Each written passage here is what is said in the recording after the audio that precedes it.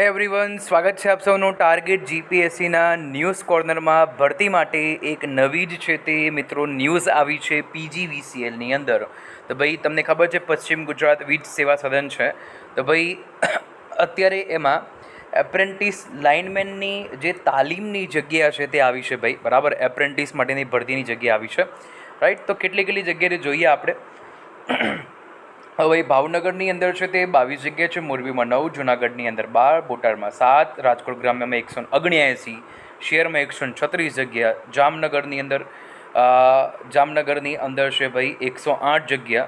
તો શોર્ટમાં ભાઈ તમારે આ જેટલી 12 કચેરી છે, બરાબર, વર્તુળની કચેરી, એની અંદર ટોટલ કરીને 668 જગ્યા છે, જેમાં અનરિઝર્વ કેટેગરીવાળાની 191 જગ્યા, એસસીબીસીની 145, ઈડબ્લ્યુએસવાળાની 135 અને એસટીવાળાની 161 અને 36 એસસીની જગ્યા છે.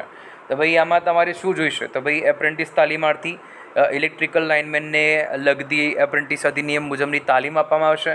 1 વર્ષનો સમયગાળો છે. અને ભાઈ તમારે ટેકનિકલ લાયકાતમાં 2 વર્ષનો રેગ્યુલર વાયરમેન કે ઇલેક્ટ્રિશિયનનો કોર્સ પાસ કરેલો હોવો જોઈએ. અને શૈક્ષણિક લાયકાત તો ખાલી ભાઈ 10 પાસનું માંગ્યું છે. ઓછામાં ઓછા તમારી ઉંમર 18 વર્ષની હોવી જોઈએ.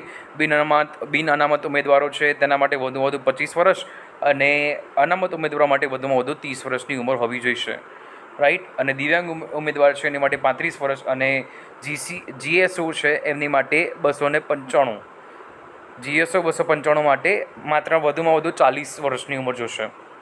સ્ટાઇપેન્ડ સરકારના ધોરણો મુજબ આપવામાં આવશે. જાતિ પુરુષ જે છે તે જ ફોર્મ ભરી શકશે, રાઈટ. યાદ રાખજો આ વસ્તુ.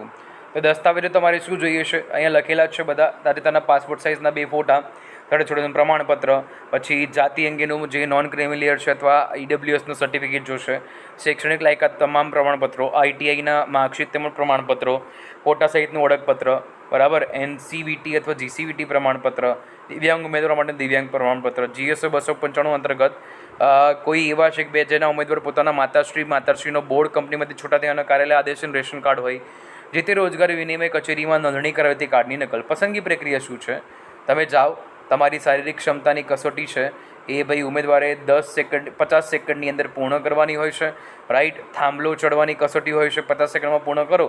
અને એ સાથે શારીરિક કસોટી સફળતાપૂર્વક પસાર કરનાર ઉમેદવાર છે તેમની યાદીના આઈટીઆઈની અંદર જે મેળવેલા ગુણ છે એની ટકાવારીને આધારે કરવામાં આવશે. કોઈપણ સેમેસ્ટર કે વર્ષમાં 1 કરતાં વધુ પ્રયત્ને પાસ કરેલો છે તેની ટકાવારી 35% જ ગણવામાં આવશે, રાઈટ. અન્ય શરતો છે આપ લોકો જોઈ શકો છો શોર્ટમાં. તમે લોકો જો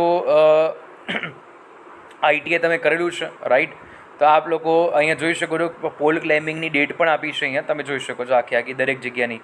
તો ચેકઆઉટ કરી શકો છો આપ લોકો, બરાબર. Yes, done. તો આ તમારે જે જગ્યાએ પોલ ચડવાનો છે એ જગ્યાની તમામ ડિટેલ છે. ઉમેદવારે ફક્ત એક જ સ્થળે શારીરિક કસોટી આપવાની છે, બધી જગ્યાએ નહીં પહોંચવાનું ભાઈ. જય સોમનાથ, જય દ્વારકાધીશ. વધુમાં વધુ મિત્રો સુધી શેર કરો.